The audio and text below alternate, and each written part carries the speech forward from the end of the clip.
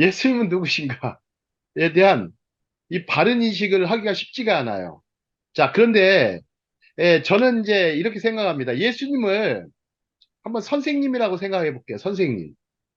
자, 선생님인데 예수님은 기본적으로 자, 한번 생각해 보시죠. 예수님은 몇 세기 분입니까? 몇 세기 분? 1세기. 1세기 분이죠. 근데 이제 1세기 분이라고 여기서 1세기, 지금은 21세기입니다. 21세기인데 예수님과 함께 이제 새로운 역사가 시작이 됐죠. AD라는 게 열렸어요. 아노 도미니. 우리 주님의 해가 열렸어요. 아노 도미니. 그래서 주님의 해가 열려서 지금까지 저희가 21세기까지 흘러왔어요. 근데 예수님을 보통 사람들은 우리 구주 하나님의 아들이시며 또 이렇게 이제 많은 분들이 이제 그리스도 메시아 이런 어떤 이렇게 인식을 하고 이렇게 믿고 받아들이죠. 자, 그런데 이제 랍비로서 예수님, 즉 우리의 스승으로서의 예수님 혹은 선생님으로서의 예수님의 모습에 대해서는 굉장히 굉장히 많이 접근하지 않습니다. 접근하지 않습니다. 자, 그러나 우리 예수님을 더욱더 많이 알려고 하면 예수님의 질문에 대해서 깊이 파고 들어가셔야 돼요. 정말 이분을 더 알고 싶으면 예수님에 대해서 깊이 파고 들어가려면 질문을 하셔야 돼요. 자, 혹시 그 하버드 대학에서 잠깐 하버드 대학 얘기를 할게요. 하버드 대학에서 가르치는 학습 방법이 뭘까? 가장 그 세계적으로 가장 뛰어난 대학이 가르치는 학습 방법. 그 방법을 굉장히 쓰거든요. 근데 그 방법은 유대인들의 전형적인 학습 방법하고 똑같아요. 그래서 우리가 좀 생각해 봐야 돼. 왜 유대인들이, 이렇게 노벨상도 많이 타고 왜 세계적으로 이렇게 학술적으로 뛰어난가? 한번 생각해 보시죠. 어떤 학습 방법을 하기 때문에 뛰어날까요? 우리 요셉 목사님 어떠세요? 하버드뿐만 아니라 그, 예일 뭐 유명한 대학들 많죠. 아니, 답을 주기보다는 질문을 주잖아요. 질문을 예, 하죠. 예. 좀 더 뭐 구체적으로 말씀드리면 혹시 그 케이스 스터디라고 아시죠? 케이스 스터디. 예수님의 그 가르침에는요, 케이스 바이 케이스 스터디가 있어요. 그때그때 달라요. 근데 그걸 생각해 보셔야 돼요. 케이스 스터디를 하시는 거예요. 근데 이게 케이스 스터디는 전형적인 그 유대 랍비들이 하는 방법이에요. 케이스 스터디는요, 바로 답을 주지 않아요. 절대적 어떤 학생들의 질문이나 제자들의 질문에 바로 답을 주지 않습니다. 케이스 스터디의 특징이에요. 그래가지고 케이스 스터디는 뭐가 중요하냐면 반드시 흐름을 타야 돼요. 흐름을 잘 타야 돼요. 플로우가. 그 플로우, 물 흐르듯이 흐름을 잘 탄 다음에 그 다음에 또 뭐를 해야 되냐면 중간에 뭐를 해야 되냐면 핵심을 잡아야 돼요. 자, 공부를 잘한다는 것은요. 흐름을 잘 타고 핵심을 잘 잡는 거예요. 그게 바로 케이스 스터디에 담겨 있어요. 예수님의 학습 방법은요, 가르침에는 케이스 스터디와 너무나 유사해요. 그것은 전형적인 유대의 랍비들이, 유태의 랍비들이 했던 방식이에요. 그리고 절대 혼자 떠들지 않아요. 혼자 떠들지 않아요. 케이스 스터디를 하게 되면 굉장히 많은 사람들과 함께 그 케이스 스터디에 해당하는 부분에 대해서 서로 나누는 시간이 굉장히 많이 필요해요. 그래서 어떤 유대의 랍비들도 반드시 어떤 엄청난 중요한 문제에 있을 때 5명 정도, 보통 5명 정도가 모여서 탈무드 하브루타를 했어요. 5명 정도가 모여서. 그래서 지금 이제 예일 대학이나 뭐 하버드 이렇게 얘기를 했는데 그쪽에 대학원생들도 대학원생들은 숫자가 많지 않죠. 학부는 굉장히 많겠지만 대학원생들은 소수로 모이죠. 소수로 모이고 전문적인 지식을 배우고 교수와 더불어서 서로 간에 어떤 토론 학습, 질문하고 토론하는 학습이 전형적으로 이루어집니다. 이런 방법은 상당히 유대인 학습법에서 다 기원을 해요. 자, 오늘 질문을 던지는 습관의 중요성에 대해서 나누도록 하겠습니다. 자, 질문을 던지는 습관의 중요성. 이게 그 이유가 뭐예요? 진리의 말씀을 더욱 깨달아 알게 된다. 진리의 말씀을. 자, 제가 이제 최초의 복음서라 불리는 마가복음이 있어요. 마가복음이 가장 제일 먼저 써졌다고 또 말씀을 하는데, 67개의 스토리가 존재하는데, 이게 다 케이스예요, 케이스. 이 스토리에는 50개의 질문이 등장해요. 50개의 질문이 등장하고, 근데 그렇다면 우리가 놓친 부분이 이 예수님, 랍비 예슈와의 질문들이 많이 놓치고 있다는 거예요. 제가 간과하고 있는 부분들이 이 부분입니다. 자, 다음 장을 보시면, 아주 그 세계적으로 저명한 책이 하나 있죠. 예수 하버드에 오다. 하버드에 오다. 그래서 예수 하버드에 오다. 이제 하비콕스 교수라는 분이 있죠. 하비콕스 교수가 이제 하버드 대학의 이제 신학대학원 교수신데, 이분이 이제 딱 얘기를 합니다. 이 책에 보면 랍비 예슈와는 전 역사를 통해 가장 위대한 이야기꾼이었다. 스토리텔러셨다는 거죠. 예? 세계적인 대학의 교수가 이분을 가장 위대한 이야기꾼이셨다. 이야기를 참 얼마나 잘하시는지. 예. 자, 우리 또 이삭성 교사님이 들어와 계신데 모습. 이삭성 교사님 그 뭐야 대학 때 그 성경 공부 배우실 때 어떤 예수님을 어떤 분으로 처음에는 좀 인식하시게 되셨어요? 이렇게 성경을 배우실 때. 그 예수님이 너무 위대하셔가지고 뭐 여러 가지로다가 근데 제가 그 예, 예수님이 저희들을 위해서 죽으시고 부활하신 분으로다가 이제 저희들이 이제 배웠죠. 근데 예, 이제 예. 이야기꾼으로는 생각을 못했던 것 같네요. 예수님의 모든 죽으시고 부활하신 그 모든 것들이 다 이야기화 되어 있죠. 어떤 그것이 이제 우리가 보면 우리 역사적으로 혹은 사실적으로 굉장히 거기 되어 있는 이야기죠. 예수님의 그 이야기는 굉장히 어떤 이게 다 스토리가 다 이게 전개가 있고 다 흘러가는 것이죠. 자, 다음 장에 한번 보겠습니다. 왜 랍비 예슈아인가에 대한 생각을 해봅니다. 자, 예수야는 과연 누군가? 예수님은 누구신가? 자, 지금 한번 보시죠. 우리가 보통 이제 크리스찬들, 그리스도인들이 아니더라도 통속적인 종교인이나 혹은 무신론자에게도 예수님은 굉장히 아주 중요한 인물입니다. 위대한 선생님으로 아주 굉장히 인식을 하는데 예수님을 딱 어때 한마디로 딱 정의 내리기가 어려우신 분이세요. 하지만 정말 우리가 예수 이름으로 믿고 예수 이름으로 사는 사람들한테는 우리는 분명한 정체성을 갖고 있죠. 정체성을 갖고 있죠. 자, 예수님의 지금 정체성 얘기를 하는데 예수님의 다양한 질문들이 여러 가지가 있는데 혹시 그 대목을 기억하세요? 맹인이 맹인을 인도할 수 있느냐? 맹인이 맹인을 인도할 수 있느냐? 그럼 어떻게 되겠습니까? 맹인이 맹인을 인도하다 보면. 둘 다 구덩이에 빠집니다. 예, 성경대로 둘 다 구덩이에 빠집니다. 자, 예수님의 그 질문 중에 맹인이 딱 그런 거 대목을 딱 보면, 맹인이 맹인을 인도할 수 없지. 되게 상식적이거든요. 상식적인데, 자, 한번 보시죠. 예수님의 그런 질문을 보면 굉장히 상식적인 걸 던지시는데, 그거를 제자들은 기록을 했다라는 거예요. 기록을 했다라는 거예요. 그렇다면, 이 예수님의 그 질문이 가지는 엄청난 뭐가 있구나라는 걸 우리 좀 생각해 보시죠. 우리 별것도 아닌 질문 같아요. 정말 별것도 아닌 질문 같은데, 별것도 아닌 질문이 별이 되는 순간을 맞이해요. 성경을 딱 자세히 보면.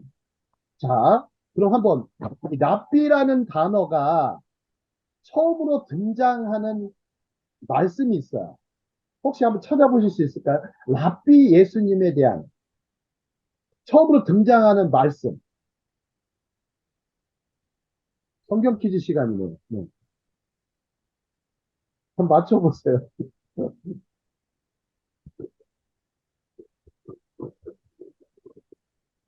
이게 어려운 질문은 아닌데. 자, 랍비라는 단어가 등장하는 것은요, 놀랍게도 요한복음 3장입니다. 요한복음 3장에 랍비 예수님의 모습이 등장을 합니다. 자, 한번 그 다음 장 가보시죠. 자, 다들 학창 시절을 보내셨겠지만 저도 가장 신비하고 영광스러운 말씀으로 여기는 것은 요한복음 3장입니다. 요한복음 3장, 잠시 요한복음 3장에 서두부터 들어가도록 하겠습니다. 자, 요한복음 3장에 이제 1절에서 보통 이렇게 3절까지가 되어 있는데요. 자, 바리새인, 바리새파 중에 니고데모라는 사람이 있었다. 지난번에 이제 아주 그런 유대 사람의 한 지도자였다. 이 사람이 이제 밤에 예수와를 찾아와서 말하였다. 제가 이제 현대인의 성경으로 쓴 겁니다.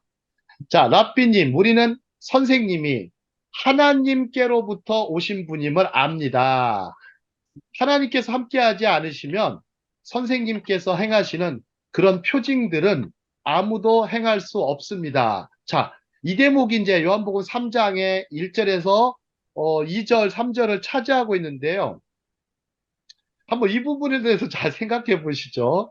굉장히 어떤 긴 문장이 아닌데, 자, 니고데모라는 사람, 자, 우리가 이제 성경을 잠깐 보면, 밤에 예수님을 찾아옵니다. 자, 여기서 벌써 질문이 벌써 생기겠죠. 왜 밤에 찾아왔을까? 근데 성경은 다 그걸 답하지 않아요. 그걸 실제적으로 그거를 하브루타 하시면 안 돼요. 실제적으로. 밤에 예수님 찾아왔을까? 뭐 두려워서?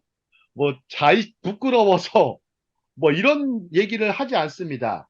아마 많은 사람들의 방해받지 않고, 이건 뭐 제 판단입니다. 방해받지 않고 조용히 예수님과 대화를 하기 위해서 온 거라고 볼 수가 있어요. 조용히 대화를. 자, 다음 거 한번 보시죠. 그런데 이제 랍비님, 당신은 하나님께로부터 오신 선생인 줄 아느라 그랬어요. 근데 우리가 그래요, 우리가. 우리가. 그러면 여기서 우리는 누구일까요? 우리는 과연 누구일까요? 우리가 할 때 여기서 우리는 과연 누구일까요? 한번 아무 분이나 한번 말씀해 보세요. 뭐, 뭐 예수님을 따르는 그 사람들, 뭔가 이렇게 공감대가 형성되는 그룹이 있었다는 거겠죠? 우리라고 하는 거 보면.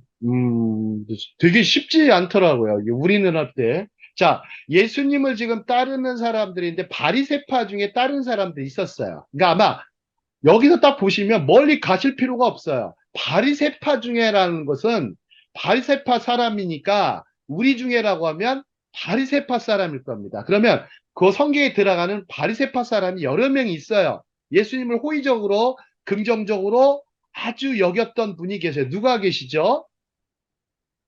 자, 아리마대 사람 요셉. 요셉이라는 사람이 있고요. 그 다음에 또 하나가 있어요. 사도행전에 좀 등장하는 바울의 스승이신 분. 아말, 가말리엘입니다. 가말리엘. 가말리엘은 랍비 힐렐의 손자예요. 랍비 힐렐의 손자예요. 그래서 가말리엘이 등장하는데 이 사람이 그래요. 우리는 선생님이 하나님께로부터 오신 분임을 압니다. 그러면 이게 무슨 말이냐? 하나님께로 오셨다라는 얘기가 굉장히 엄청난 얘기거든요. 여러분들 생각해 보세요. 하나님께로부터 오신 분. 자, 구약에서도 많은 그런 분들이 계시죠. 하나님께로부터 오신 분. 자, 대표적으로 누가 있을까요?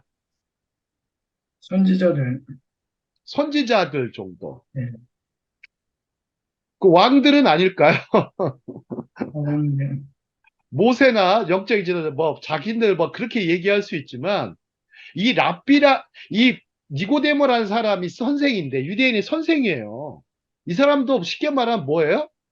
그 당시 랍비라고 불릴 수 있는 사람이에요. 왜냐면 선생이란 단어가 뭐 랍비 말고도 뭐 쓰긴 쓰지만, 자, 그러면 하나님께로부터 왔다. 그냥 위로부터 오셨다. 여러분 생각해 보시죠. 위로부터 왔다. 이거 뭐 엄청난 말씀이에요. 그러니까 그 랍비 예수님을 만나면서 니고데모가 하나님께로부터 오신 분이다. 자, 그러면 이것은 이제 원래부터 위로부터 왔다. 자, 오늘 뭐 막 성경 공부하시다 보면 막 굉장히 복잡해지는데, 자, 음, 자, 여기서는 뭐 위로부터라는 단어가 아노텐이죠. 아노텐. 헬라어는 아노텐이죠. 이제 기억을 하시면 좋아요. 아노텐인데 예수님의 이제 이게 뭐야?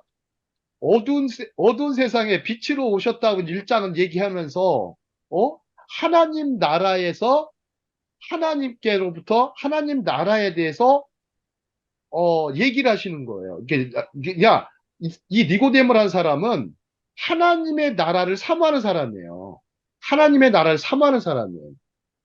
그래서 하나님께서 행하지 않으면 하나님께 행하시는 그런 표징들. 그럼 여기서 왜 또 왜 또 이 니고데모는 이 표징을 말할까요? 표징은 세메이온이에요. 말 그대로 표적이에요. 표적. 표적. 뭐 징조, 표적이에요. 아니 왜 아니 니고데모는 왜 표징을 얘기했을까요? 유대인들이 뭘 좋아한다는 거죠. 굉장히 좋아하는 게 있죠. 그렇죠. 표적을 좋아하는 거죠. 이적을 좋아하는 거죠. 그러면 바리새파 사람들도 굉장히 율법에 매여 있는 사람들이 것 같아도 굉장히 표적을 중시 여기는 이적 신앙을 가졌던 사람이 많다라는 걸 보여주는 거예요. 여러분 한번 보세요. 이적이라는 것은 어떤 겁니까? 기본적으로 신비주의적인 모습이죠. 신비주의, 미스테리온. 이제 헬라어로는 미스테리온이라고 합니다. 은밀한 지식이죠. 미스테리온인데 그러면 이 예수님에 대해서 예수님은 약간 미스테리온적 입장에서 쳐다보는 거예요. 쳐다보는 거예요. 자, 여기 뭐 제가 뭐 성경을 뭐 아무리 뭐 공부를 많이 했어도 여기에 대해서 깊이 들어간다는 것이 이렇게 어려운데 바로 뭘 얘기하냐면 질문을 던지는 모습에 먼저 질문을 던지면서 예수님과 대화의 물꼬를 트인다는 거예요. 그리고 예수님의 그 질문을 보시면 답변을 보시면 굉장히 케이스 바이 케이스로 케이스 스터디를 하고 계세요.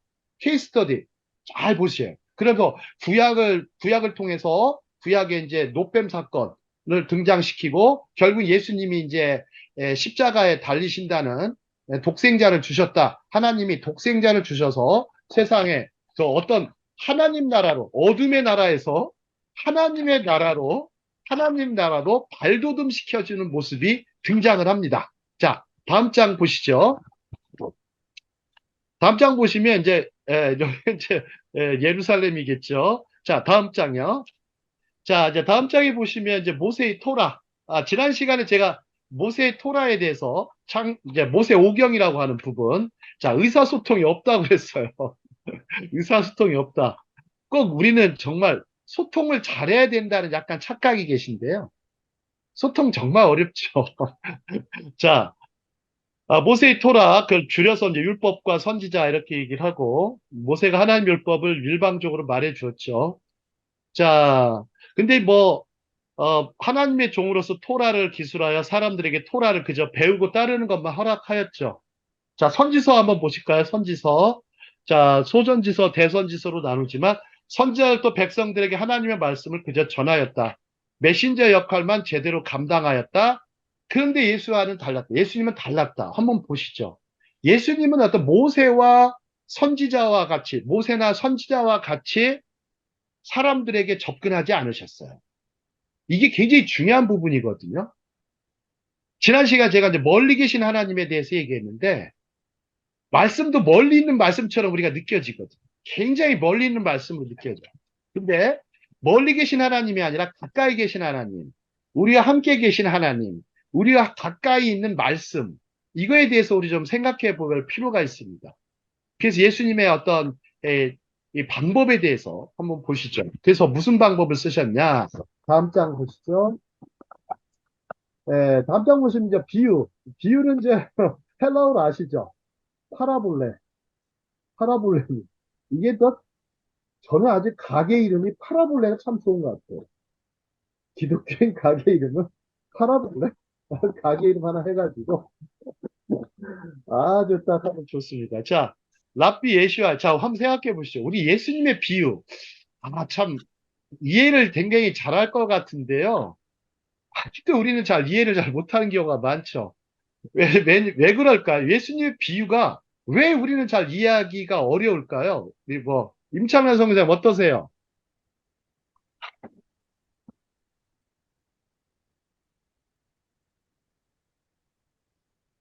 어렵죠. 자, 근데 재밌는 거는요, 이게 하나님 나라의 비밀에 대해서 제자들도 이해를 못 하였어요. 제자들 제가 지난번에 얘기했죠. 제자들 수준이 그렇게 낮은 분들이 아니라고. 몇 개 국어를 하실 정도의 아주 성경에 정통한 사람들인데, 생각해 보세요. 그 스승의 그 제자가 아니겠어요? 그런데도 제자들도 이해를 못했어요. 근데 우리가 이해하려고 하면 안 되는. 자, 한번 보시죠. 마가복음 4장에 보시면요. 아주 특이한 구절이 나옵니다. 마가복음 4장. 여러분 혹시 마가복음 4장에 보시면 4장 11절, 12절 보시면 참 놀라운 말씀이 있어요. 한번 성경 가지고 계시면 펼쳐셔도 됩니다. 마가복음 4장 11절, 12절에 보면 자, 누가 한번 읽어보실 수 있겠어요? 한번 이르시되 읽어주시겠어요? 네.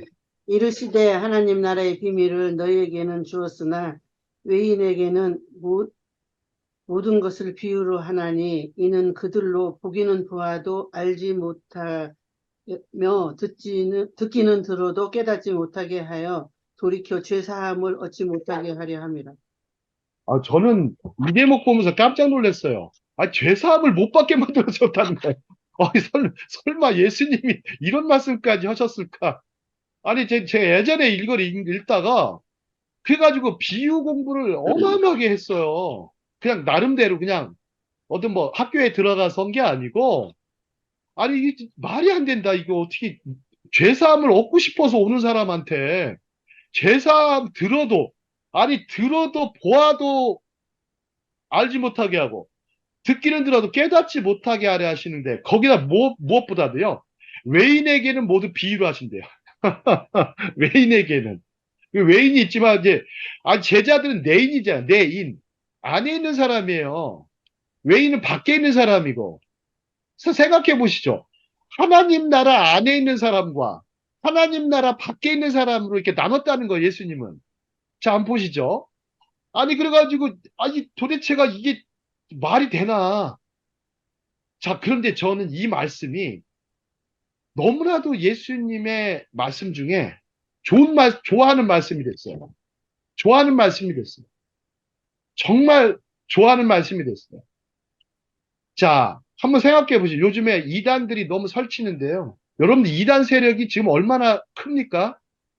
말도 못하게 커요. 오늘도 아침에 어디 가는데 계속 전도지를 주는데 전도지를 그냥 지 혼자만 떠들어요. 6월절을 지키십니까? 그러더라고요.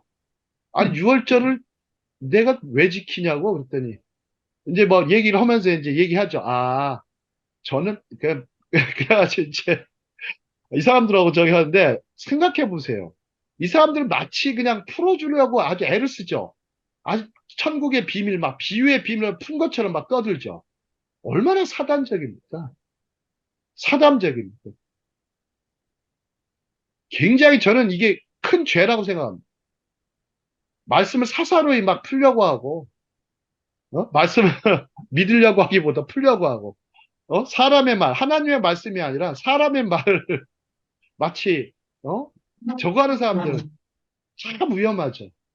자, 예수님의 말씀, 근데 예수님의 의도가 다 계신 거예요. 계신 건데, 이 부분에 대해서 한번, 지금 여기서는 할 수가 없으니까, 한번 깊이 연구해 보셨으면 좋겠어요. 왜 예수님은 죄사함을 얻지 못하게 하려 하고, 외인에게는 왜 비유를 주셨을까?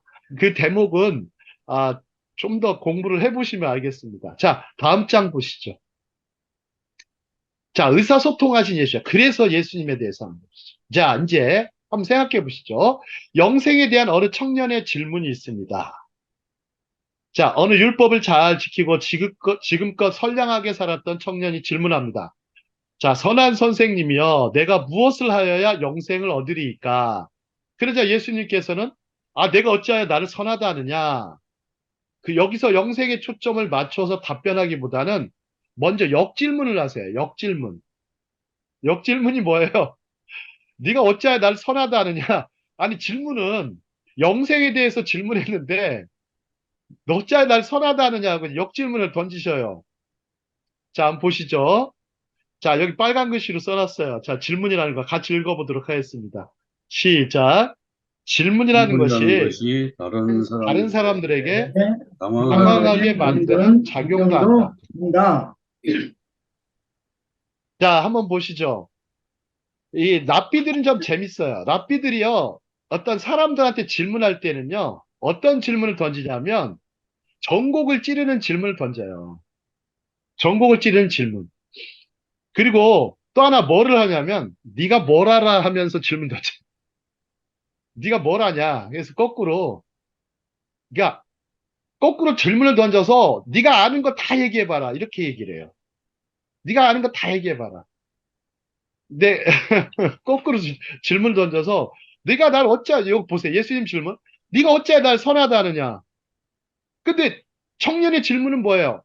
아, 청년의 말, 선한 선생님이라고 앞에 붙였어요. 그냥 선생님도 아니고. 선한 선생님. 아주 훌륭하신 선생님이라는 거죠. 그래서 예수님 했는데, 네가 어찌 날 선하다 하느냐? 자, 이제 당황케 만듭니다. 그러니까 어떻게 되겠어요? 이제 다음 거 한번 보시죠. 자, 다음 질문 보겠습니다. 자, 뭐 다 하진 않겠습니다. 자, 감탄의 질문하신 예죠. 감탄. 자, 마가복음 18장을 한번 보시죠. 자, 서기관들과 바리새인들의 질문이 등장합니다. 우리가 가이사 케사르에게 세를 바치는 것이 옳으니까 옳지 않으니까. 그러자 예수와는 저들의 공격적이고 모함적인 질문에 대해서 데나리온 하나를 내게 보이라. 누구의 형상과 글이 있느냐 하면서 다 같이 읽겠습니다. 가이사의 가이사의 것은 것은 가이사에게, 가이사에게, 하나님의 하나님의 것은 것은 하나님께 하나님께 드리라고 하나님께 항변하셨다. 드리라. 무릎을 탁 치는 예수와의 기상천외한 질문이다. 자, 자, 예수님의 그 보세요. 자, 가이사에게 세를 바치는 것이 옳습니까? 옳지 않습니까? 한번 생각해 보시죠. 아이, 원래 로마의 지배를 받는 이제 속국, 식민지가 됐잖아요. 이스라엘 땅이, 유대 땅이 식민지가 되면서, 이제는 식민지가 됐다는 얘기는 식민지의 그 황제에게, 다스리는 황제에게 세금을 바쳐야죠. 자, 우리나라는 대한민국 국민은 대한민국에 세금을 내야 됩니다. 물론 지방 자치를 하기 때문에 지방마다 지방세를 내야 되고 또 국가에 국세를 내야 되고 다양한 세금들이 존재를 하죠. 자, 그런데 그 당시 이제 그, 이 바리새인들과 서기관들의 질문 한번 보세요. 이 질문해 보면서 뭐가 느껴지십니까? 요셉 목사님 어떠세요? 뭐가 느껴지십니까? 이제 뭔가 그 함정에 빠뜨리려고 이제 질문하는 그 질문 아닌가요? 예. 함정에 빠뜨린다. 참. 자, 근데 이 사람들이 겨우 이제 생각해낸 질문 보세요. 아주 그 공격적이고 아주 모함적인 질문을 던지죠. 아주 예수님께 대해서 배우려고 하는 질문이나, 배우려고 하는 질문이나, 어떤 하나님의 말씀을 더 깊이, 진리의 말씀을 더 사모하는 그런 질문을 던지지 않아요. 하나님 나라와 영생에 대한 질문을 던지지 않아요. 굉장히 아주. 자, 그래서 이제 예수님이 이제 데나리온 하나를 내게 보이라 이렇게 말씀하시죠.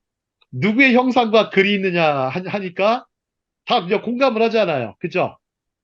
자, 케사르, 가이사의 그 황제의 아이 형상과 글이 있으니까 딱 보이면서 야, 가이사의 것은 가이사에게 하나님의 것은 하나님께 드리라. 야, 이 답변을 한번 보세요. 답변 한번 보세요. 자, 여기서 이제 감탄의 질문을 던집니다. 자, 다음 장 보시죠. 다음 장 보시면 이제 그 대목이 나타나고 있고요.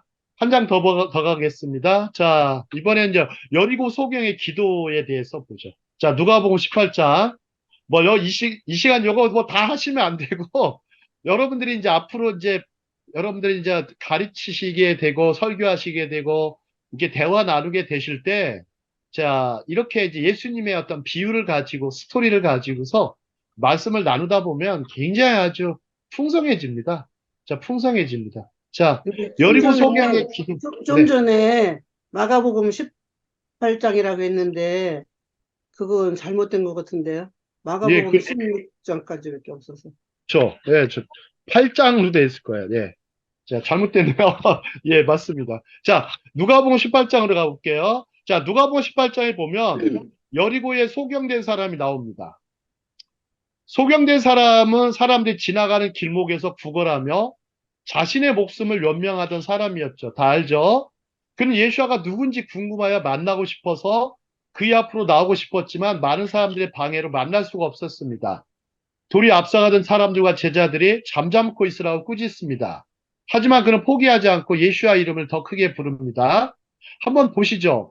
자, 다윗의 자손 예수여, 다윗의 자손 예수하여 나를 불쌍히 여기소서. 자, 그는 이 말을 두 번이나 하면서 메시아 예수님의 이름을 부릅니다. 혹시 이 성경에 보면 두 번씩 부르는 대목이 있어요. 두 번씩 부르는 대목. 한번 생각나시는 말씀 있으세요? 생각나시는 구절. 두 번씩 이름을 부르는 순간이 있어요. 아담아, 아담아. 예, 아다마, 아다마. 또 기억나시는 거.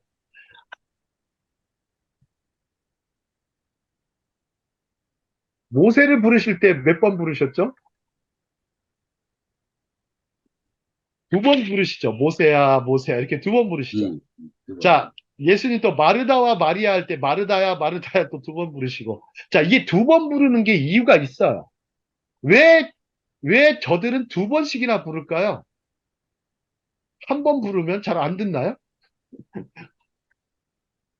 우리 이재철 저기 선교사님 어떠세요? 왜 예수님과 하나님과 왜 예수님께서는 두 번씩이나 사람의 이름을 불렀을까요? 예, 한번 부르면 잘못하다 잘못 들을 수 있으니까 중요한 걸 얘기하려고 할 때는 두 번 부르는 것 같습니다.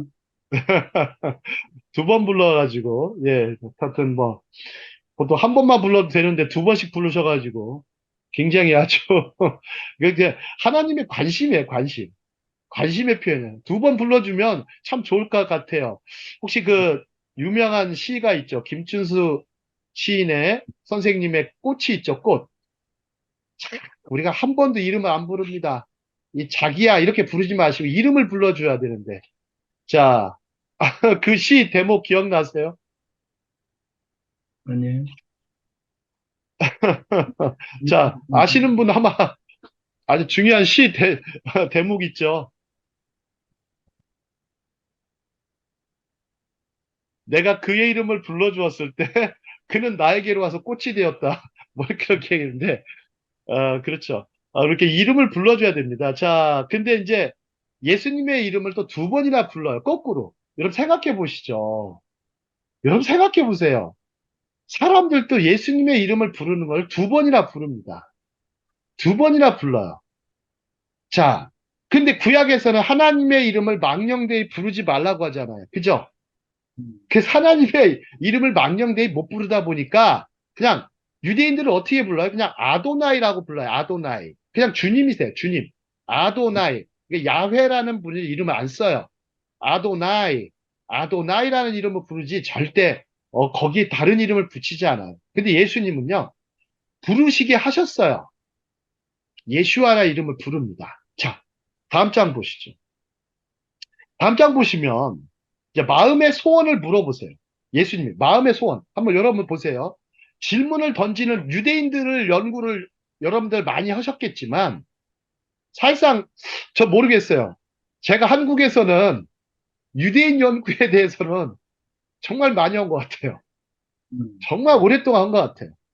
정말 수많은 책을 모으려고 막 몇십 년을 그냥 저거 했는데 그것보다도 저는 그 성경을 열심히 들여다보면 알 수가 있어요. 정말 열심히 들여다보세요. 어떤 관점을 갖고 들여다보세요. 자, 여리고 소경의 목청기도라, 이걸 목청기도라고 그래요. 목청기도. 목청기도에 예수와께서 머물러 서서 그에게 질문을 던지시죠. 한번 읽어볼까요? 내게 이게 무엇을 무엇을 하여 하여 주기를 주기를 주기를 원하느냐. 원하느냐? 여러분들 그 예수님께 나오는 사람들이 있을 거예요. 그죠? 이거 한번 물어보세요. 그런데 이거는 마치 뭐가 있냐면 여러분 한번 자녀들이 아침에 유대인 부모님들은요. 자녀들이 아침에 일어나면 뭐부터 물어보는지 아세요? 자, 뭐부터 물어볼까요? 아침에 자녀들이 일어나면 뭐부터 물어볼까요? 거의 이거는 굉장히 아주 저기 비싼 건데, 비싼 거. 자녀가 딱 일어나면 물어보는 게 있어요. 이름을 먼저 불러줘요. 이름을 불러줍니다. 이게 오랫동안 유대인 가정의 전통이에요. 몇천 년을 흘러온 전통입니다. 이름을 딱 불러주고 뭐 하냐면, 마아타 로체. 너 지금 악샤브. 너 지금 뭘 원하느냐? 너 지금 뭘 원하느냐를 물어봐요. 마아타 로체 악샤브. 마아타 로체 악샤브. 너 뭘 해주길. 그러면 생각해 보세요. 그 아침에 일어나면 애들이 뭐를 하겠어요? 아, 다 자녀들 키워보셔서 아셨을 텐데. 엄마, 이렇게 얘기해줘. 엄마, 저 화장실 가고 싶어요. 이거부터 시작하는 애들도 있고, 물 먹고 싶어요. 또 어떤 게 있을까요? 여기저기 안석호, 사역자님 계신 것 같은데, 어떤 걸, 아이들 뭐 그런 거 한번 물어보시면, 아이들은 어떻게 말을 할까요? 평상시. 별로 습관이 안 돼서 참 말. 아, 예. 별로 말. 한국 사람에게는 습관이 없어요. 그냥 예. 일어나, 밥 먹어, 학교 가. 이게 끝이에요. 일어나, 밥 먹어, 학교 가. 그냥 아니면 다정다감하게 얘기할 수도 있겠죠. 근데 특히 아빠들은 뭐 몇 마디 하지도 않아요. 아빠들은. 엄마만 떠들지. 아빠들은 뭐 합니까? 아빠도 출근 준비 바쁘잖아요. 자, 보통 그렇게 이 유대인들이 요거 단 한마디. 자, 몇 초면 됩니까, 이거? 여러분 보세요. 2초면 됩니다. 한 3초만 쓰세요. 3초. 3초만 한번 써보세요. 3초. 3초만 써보세요. 혹시 뭐, 예를 들어서 성도들한테 물어보셔도 돼요. 지금 혹시 지금 원하시는 게 뭡니까? 가끔 영화를 한번 보세요. 영화에 보면 그런 말이 자주 나와요. 나한테 원하는 게 뭐야? 이렇게 자주 얘기해요. 나한테 원하는 게 뭐야? 사람이 다가와서 질문을 던질 때 나한테 원하는 게 뭐야? 근데 마음의 소원을 물어보시는 예수님의 질문이 있어요. 이게 굉장히 중요해요. 이거는요, 유대인들의 전통이에요. 예수님은 유대인들의 전통을 그대로 유지하셨어요. 그러자 그가 말합니다. 자, 뭐라고 말했을까요? 주여 보기를 원하나이다. 가장 본질적인 대답을 하죠. 왜? 소경에게는 눈 뜨는 일만큼 시급한 일은 없죠. 얼마나 눈 뜨고 싶겠어요. 혹시 시력이 다 좋으신 분들 같은데 여러분들 혹시 지금 안경 있으시잖아요. 일세기경 한번 생각해 보세요. 혹시 지금 시력이 제일 안 좋으신 분 어떤 분이세요? 시력이 0.1 정도만 되면요. 안 보이세요. 거의 반쯤 맹인이에요. 솔직히 말씀드리면. 저도 눈이 안 좋거든요. 정말 맹인이에요. 진짜. 그 당시 생각해 보세요. 1세기경을 한번 돌아보시면서 하브루타 한번 해보세요. 여러분 안경이 없잖아요. 그러면 거의 저희 같은 사람은요. 거의 반쯤 맹인이에요. 공부도 할 수도 없고요. 어디 가서 여행도 못하고 또 일도 할 수 있겠어요? 일 못하죠. 일 못하죠. 그 뭐 해야 되겠어요, 저희들. 이재철 선교사님 뭐 하셔야 되겠어요? 눈이 이렇게 안 좋으시면. 구걸하셔야 돼요, 정말. 구걸하셔야 된다니까요. 그러니까 여리고 소경을 한번 들어가 보면, 아, 나도 저런 사람 될 것 같아. 근데 예수님이 마음의 소원을 물어보십니다. 주여 보기를 원하나이다. 그러니까 예수님께서, 근데 갑자기 또 다른 말씀을 하세요. 한번 읽어보겠습니다. 같이. 보라, 시작. 보라, 내 와, 내 내 믿음이 믿음이 너를 너를 구원하였느니라. 구원하였느니라. 먼저 이거부터 하세요. 하면서 소경된 자의 눈을 고쳐주십니다. 자, 예수님의 이 질문. 여러분들 이거 자주 써먹어 보세요. 예수님처럼 써먹어 보라는 게 좀 이상한데, 한번 사역을 하시든 뭘 하실 때 정말 원하는 게 뭐냐. 그게 기도죠. 목청껏 기도를 하세요. 정말 원하는 거. 아이들 보세요. 아이들 막 필요한 거 있으면 어떻게 해요? 엄마 아빠한테 막 아주 득달같이 달려들죠. 옛날에 뭐라 그래? 아빠 100원만. 뭐 그런 거 있었죠. 요즘은 뭐 100원 줄 수는 없잖아요. 득달같이. 그러니까 목청기도. 하여튼 뭐 정말 마음의 소원이 있잖아요. 그거 기도 제목. 뭐 저는 저도 이제 기도할 때 다른 기도 잘 안 합니다. 정말 제 마음의 소원하는 거 그것만 주로 위주로 기도해요. 솔직히 뭐 중보기도 한답시고 뭐 어쩌고저쩌고 할 수 있겠지만 그거는 일종의 좀 대의명분 같아요. 그래가지고 먼저 제 마음의 소원이 지금 뭐가 있는가. 그러니까 욕심으로 구하지는 않아요. 욕심으로 구했다간 주지 않으시니까 욕심으로 구하지 않고 마음의 소원을 걸어서 기도하면서 정말 하나님 저 이거 원합니다. 이거 원합니다. 네, 소박하게 기도하죠. 정말 소박하게. 그게 필요합니다. 자, 다음 장 보시도록 하겠습니다. 자, 이제 예수의 질문에서 배울 점입니다. 자, 질문을 주고받을 때 여러 가지 유익한 점을 생각해 보라. 뭐 제가 이제 질문 연구가로 산 지가 벌써 한 10여 년 됐는데 한번 인간관계에 대해서 그 본질에 대해서 생각해 보라. 자, 인간관계 한번 보시죠. 예수님의 인간관계는 어떻을까? 우리는 인간관계는 어떨까 생각해 보시죠. 여러분 인간관계 대부분 어떻습니까? 사고 파는 관계예요. 대부분의 인간관계는요, 다 사고 파는 관계예요. 내가 살 게 없으면 그 필요할 때만 그때 가요. 그 사람은 가지고 있으니까. 나는 없고 그 사람은 갖고 있으면 그 사람한테 얻으러 와요. 필요에 의해서. 혹은 그걸 이해타산이라고 그러죠. 이해타산. 손해보지 않으려고 하죠. 근데 보세요. 인간관계가 주고받는 관계가 되는, 주고받는 관계. 여러분 보세요. 질문을 사고 팝니까? 질문을 주고받습니까? 주고받습니다. 질문은 주고받아요. 그래서 질문만큼 좋은 게 없어요. 질문을 살 필요가 없어요.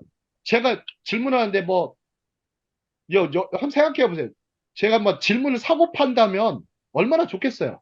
근데 정말 좋은 질문을 던져서 내가 필요한 지식과 정보를 얻기 위해서도 필요하지만 정말 뭐가 필요해요? 그 질문을 던질 때 그 사람과의 관계가 설정이 되는 거예요. 그 사람과의 관계가 설정이 돼요. 그래서 질문으로 인간관계를 맺는 게 굉장히 중요하고요. 또 그 상대방의 또 질문에 대해서 정성껏 답해 주려고 노력하다 보면 이거보다 훌륭한 인간관계가 잘 형성되기가 어려워요. 자, 질문을 주고받으면서 우리는 분리되었던 관계가 친밀하게 맺어질 수가 있어요. 자, 질문받는 사람을 설득하고 자극하는 계기를 준다고 할 수 있어요. 그래야 창의적인 생각을 하게 되고 생활에 중요한 변화를 가져올 수 있다. 자, 그런데 한번 생각해 보시죠. 질문을 꼭 모든 질문을 다 받아야 되는 건 아니에요. 하지만 정말 아까 말씀드렸듯이 마음의 소원에 관련된 거라든지 정말 필요한 질문이라든지 본질적인 질문을 우리가 해야 된다는 것은 맞습니다. 자, 그런데 시간 관계상 한 장 정도만 더 가겠습니다. 질문으로 질문을 피하신 랍비 예수야. 한번 보시죠. 자, 질문으로 질문을 피하신 랍비 예슈아에 대해서 보시죠. 자, 누가복음 19장으로 가보도록 하겠습니다. 아주 굉장히 제가 이거 자주 사용하는 말씀 중에 하나입니다. 자, 우리가 모든 상황에서 학생들이나 다른 사람의 질문에 재빨리 민첩하게 답변해야 할까? 제가 이제 강사로서 교수로서 학생들이 교사로서 가르치다 보면 굉장히 모든 답변에 질문해야 될 상황이 많죠. 하지만 그렇지 않습니다. 성경 속에 이런 대목이 등장하죠. 바로 질문의 질문으로 역습을 하는 대목이에요. 자, 성난 종교 지도자들이 질문합니다. 자, 당신이 무슨 권위로 이런 일을 하는지, 이 권위를 준 이가 누구인지 우리에게 말하라. 자, 이는 랍비 예수의 코너에 보는 질문이죠. 여러분 한번 보세요. 이런 질문을 던질 때, 공격적인 질문을 던질 때 어떻게 답변합니까? 공격적으로 답하죠. 많은 사람들이. 그런데 예수님은 그러지 않아요. 자, 이들은 랍비 예수야만큼 아주 지혜로운 사람들이죠. 솔직히 말씀드릴게요. 여러분 생각해 보세요. 서기관 바리새인이면요 얼마나 똑똑할까요? 여러분, 우리나라 솔직히 얘기할게요. 우리나라 신학대학 교수보다 똑똑하세요. 성경 모세오경 암기 하세요, 혹시? 신학자 중에? 이 사람들은 거의 암송하거든요. 그리고 하루에 몇 시간 탈무드 공부합니까? 맞춰보세요. 하루에 탈무드 공부 몇 시간 하는지 아세요? 대충 한번 찍어보세요. 몇 시간 평균적으로 할까요? 매일 합니다. 매일 안식일 빼놓고는. 12시간 합니다. 12시간. 12시간을 공부를 해요. 최소 못하는 데가 8시간이에요. 최소가 8시간. 12시간을 탈무드 공부해요. 여러분 혹시 제가 이제 성가대를 굉장히, 다른 얘기지만, 저는 성가대만 하면은 아주 굉장히 질색인 사람 중에 하나인데요. 자, 성가대 한번 12시간 동안 연습해 본 적이 있었어요. 그 전에. 옛날에 12시간을 연습하는데, 야, 바로 도망을 가요. 바로 도망갑니다. 여러분 12시간 한번 해보세요. 근데 그걸 매일 해요. 우리나라 교수들보다도요, 이 바리새인들이나 이 서기관들의 수준은 대단한 거예요. 얼마나 지혜롭고 대단한데. 근데 이런 사람들의 질문도 한번 보세요. 질문도 보면 참 대단하다. 어떻게 이런 질문을 생각할까 하지만, 근데 이제 그 당시 랍비 예슈아는 역질문을 던지세요. 역질문을. 자, 한번 이 질문 같이 읽어보도록 하겠습니다. 시작. 나도 한 말을 너희에게 너희에게 물으니 물으니 내게 말하라. 말하라. 요한의 요한의 세례가 세례가 하늘로부터냐 하늘로부터냐 하늘로부터냐, 사람으로부터냐. 사람으로부터냐, 이 이 역질문 역질문 중에 속에 엄청난 반격이 반격이 들어있죠. 들어있습니다. 아니, 예수님한테 물어봤는데 갑자기 막 세례 요한이 등장하십니다. 그러더니 이제, 예, 다음 장 보시죠.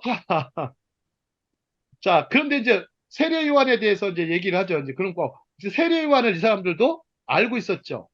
그죠? 세례 요한을 잘 알고 있었어요.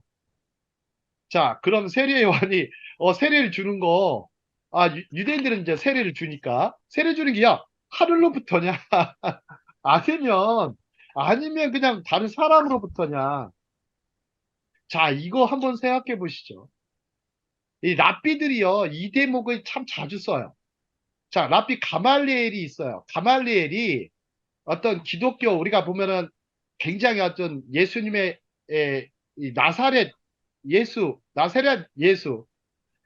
그분들을 따르는 사람들의 수가 늘어나니까 가말리엘이 이런 말을 합니다.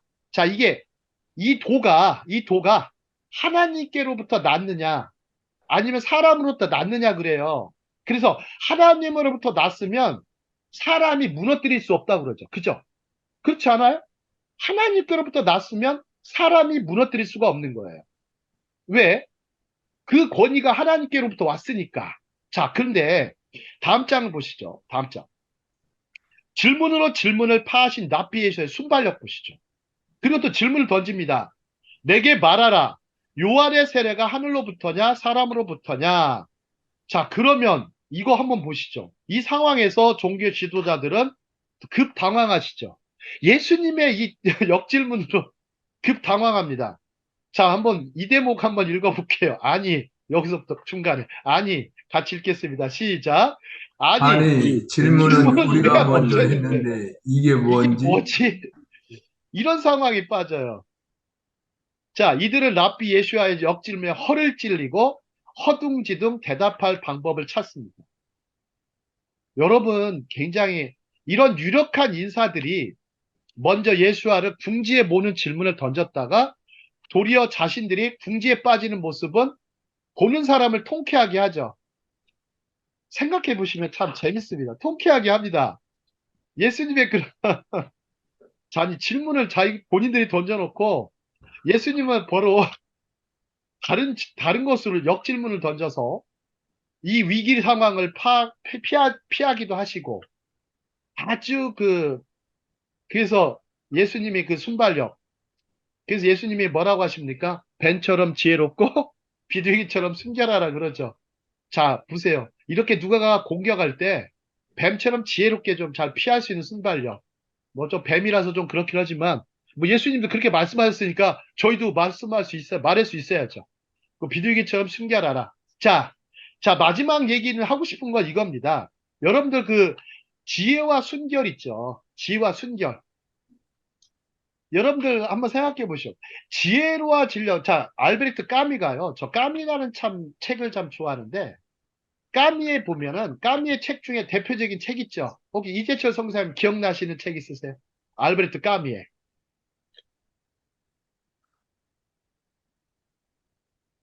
그, 지금 질문이 이방인이라는 뭐였죠? 책, 이방인이라는 책이 있죠, 그죠? 예. 아, 예, 예, 예. 시지프스 신화도 있고 아주 까미가 음. 아주 똑똑하신 분이에요. 노벨상까지 타고 뭐 나중에 이제 뭐 47살, 8살 나이로 이제 조금 요절한 분이긴 하지만 아주 뭐 프랑스에서는 뭐 프랑스 역사상 5대 인물입니다. 놀랍게도. 이 까미가요. 뭐라고 했었냐면 여러분 딱 지혜로워지려거든 딱 얘기를 해요. 지혜로워지려거든 뭘 하라? 순결하고 순결해지려거든 지혜로워라. 이런 얘기를 합니다. 여러분들 보세요. 영적인 순발력을 여러분들 기르셔야 되는데, 뭐 지금 나이에 뭐 내가 뭐 순발력이 뭐 필요 있어. 몸도 안 따라주는데. 하지만 지성은 아니죠. 지성이나 영성은 정말 더 놀라워지죠. 몸은 안 따라줘요. 솔직히 말씀드립니다. 하지만 이 예수님의 이 모습을 보면 우리가 정말, 이 질문으로 질문을, 파신 예수님의 순발력. 그러면서 제가 생각하는 거는, 이거 우리가 참 지혜로워야 되겠다 생각이 드는데 이 지혜가 어떤 지혜인가 하면 바로 이런 게 지혜입니다. 근데 또 그러면서도 순결한 모습의 또 예수님의 모습도 보여주죠. 그러면서 우리가 좀 지혜로우려거든 순결하고 순결하려거든 지혜로워라는 까미의 말인데 그것의 말씀은 예수님으로부터 왔어요. 여러분 보세요. 이 까미라는 사람이 예수님을 믿었는지 안 믿었는지 모르겠지만 굉장히 아주 그 성경이 주는 어떤 그런 것들을 충실하게 받아들였던 사람이라는 걸 볼 수가 있어요. 자, 우리도 수시로 성경을 읽으실 때 그냥 읽지 마시고 제가 이제 오늘 얘기했듯이 케이스 바이 케이스로 그 대목을 굉장히 많이 뭐 몇 장 읽었느니 이거보다는 그 말씀 속에 들어가서 그 비유의 말씀이든 어떤 말씀이든 간에 거기에서 여러분들이 한번 나름대로 질문도 한번 만들어 보시고 그러면서 또 자신에게도 한번 질문 던져보시고, 다른 사람에게도 또 질문을 던져서 사람들로 하여금 서로 이렇게 그런 어떤 인간관계를 맺으셨으면 좋겠습니다. 오늘 강의는 여기까지 하겠습니다.